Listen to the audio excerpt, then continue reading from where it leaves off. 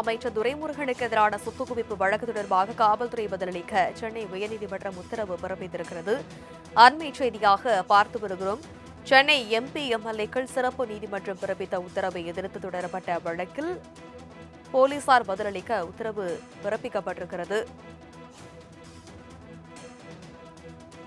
அமைச்சர் துரைமுருகனுக்கு எதிரான சொத்து குவிப்பு வழக்கை வேலூர் நீதிமன்றத்தில் இருந்து சென்னை சிறப்பு நீதிமன்றத்திற்கு மாற்றியது ஏன் எனவும் கேள்வி எழுப்பியிருக்கிறது உயர்நீதிமன்றம். இது பற்றிய மேலும் விவரங்களை எமது செய்தியாளர் கிருஷ்ணமூர்த்தி விவரிக்க கேட்கலாம்.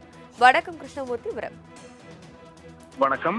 கடந்த 2006 முதல் 2011ஆம் ஆண்டு திமுக ஆட்சி காலத்தில் பொதுப்பணித்துறை அமைச்சராக பதவி வகித்த அமைச்சர் துரைமுருகன் வருமானத்துக்கு அதிகமாக 1,40,00,000 ரூபாய் சொத்துக்கள் சேர்த்ததாக 2011ஆம் ஆண்டு லஞ்ச ஒழிப்புத்துறை அவர் மீது வழக்கு பதிவு செய்தது. அமைச்சர் துரைமுருகன் மற்றும் அவரது மனைவி சாந்தகுமாரி எதிராக பதிவு செய்யப்பட்ட இந்த வழக்கிலிருந்து இருவரையும் விடுவித்து வேலூர் சிறப்பு நீதிமன்றம் கடந்த 2017ஆம் ஆண்டு ஜனவரி மாதம் உத்தரவிட்டிருந்தது. இந்த உத்தரவை எதிர்த்து லஞ்ச ஒழிப்புத்துறை தாக்கல் செய்த வழக்கை விசாரித்த சென்னை உயர்நீதிமன்றம் அமைச்சர் துரைமுருகன் மற்றும் அவரது மனைவியை விடுவித்த வேலூர் நீதிமன்ற உத்தரவை ரத்து செய்து வழக்கை மீண்டும் விசாரித்து 6 மாதங்களில் முடிக்க வேண்டும் என விசாரணை நீதிமன்றத்திற்கு உத்தரவிட்டிருந்தது.